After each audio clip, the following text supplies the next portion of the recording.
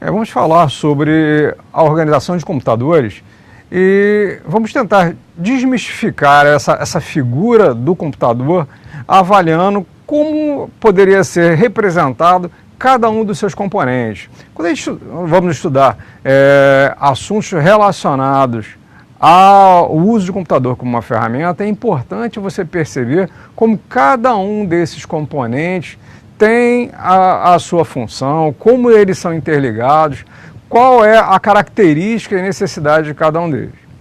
Se a gente fosse avaliar a questão do hardware por si, a gente poderia fazer uma divisão básica, separando ele em dispositivos com as suas funções principais. A primeira delas, a gente poderia avaliar a unidade central de processamento, ou mais conhecida também como CPU, a memória principal, a memória secundária, os dispositivos de entrada e saída e os elementos que vão estar interconectando todos esses componentes que são os barramentos.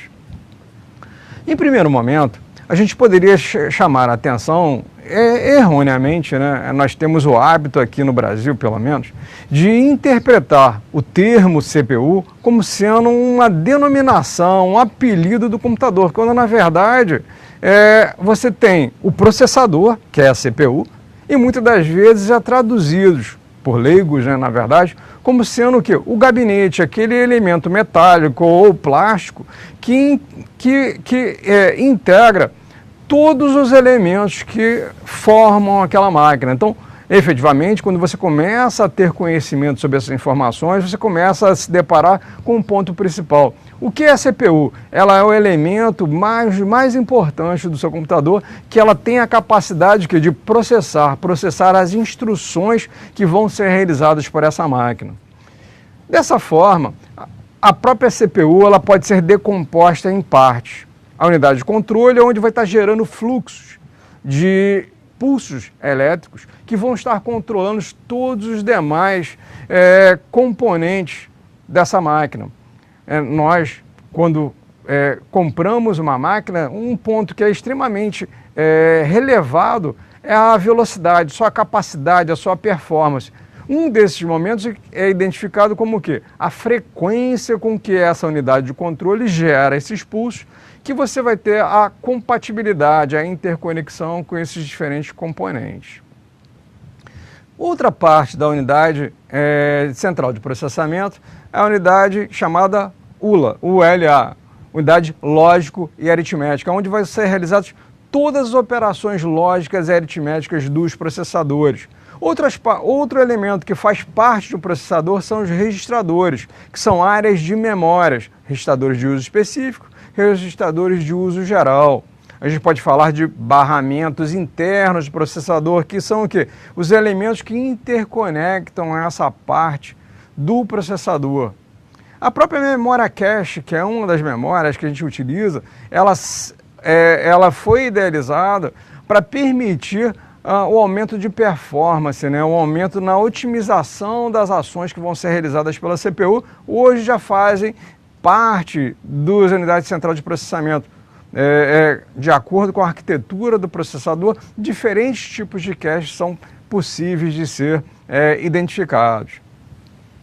Um outro ponto que é interessante é avaliar também um outro componente, que é a memória principal. Erroneamente também, muitos dos leigos usam, eu vou usar a memória RAM. Mas o que significa a memória RAM? RAM é Random Access Memory, memória de acesso aleatório. E no computador, você pode perceber que existem diferentes memórias que são classificadas como RAM, não somente a memória principal. A memória principal ela tem a capacidade de armazenar o quê? Instruções e dados que vão ser manipulados pela CPU. Por isso ela é chamada de memória principal. Ela recebe informações dos dispositivos de entrada e saída e elas podem também, durante a execução, durante uma instrução, sofrer alterações, acessos dessas informações que vão ser processadas pela CPU. Um outro tipo de memória, que é a memória secundária, ela permite também armazenamento de informações, não necessariamente da mesma forma que a memória principal, pois a memória principal ela subsidia toda a execução das instruções que vão ser realizadas pela CPU, mas permite o quê? Que você armazene dados, armazene arquivos, como também armazene instruções. Em determinado momento a gente vai identificar essa diferença. As memórias auxiliares, que são memórias cache, registradores, que também fazem parte de um computador, têm as suas funções específicas. Memórias que têm a capacidade de armazenar algo, mas que têm funções distintas. Os dispositivos que são conhecidos como dispositivos de entrada e saída.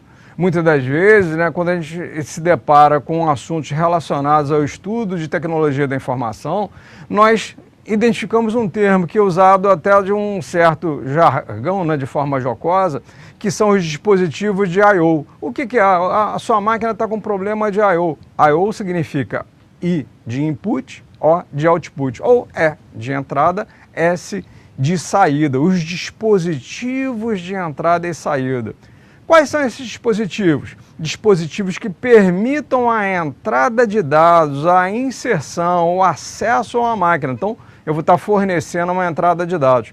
Um exemplo que é muito comum quando utilizamos como dispositivo de entrada, um teclado. Ao teclar um botão de um teclado, é gerado um pulso elétrico que é transmitido através de uma interface internamente para o computador. Então, está sendo fornecida uma entrada de informação para que essa informação possa ser processada. Por outro lado, o dispositivo de saída é a informação que ela é processada na máquina e ela é gerada externamente para a máquina, da máquina no caso. Então, um dispositivo que era muito comum ser utilizado como exemplo, o monitor. O monitor ele vai estar o quê? Toda a informação que é processada, aquelas informações que são geradas e construídas como uma imagem, elas são publicadas numa tela. Então, essa informação ela foi exteriorizada na máquina. Hoje, é muito comum você ter dispositivos como o monitor, que ele, ao mesmo tempo, ele exporta a informação, como ele permite também a entrada, um monitor touch. A gente tem dos telefones celulares, você tem teclas touch. Então, essa interface, esse componente, ele é entendido como dispositivo de entrada e dispositivo de saída também.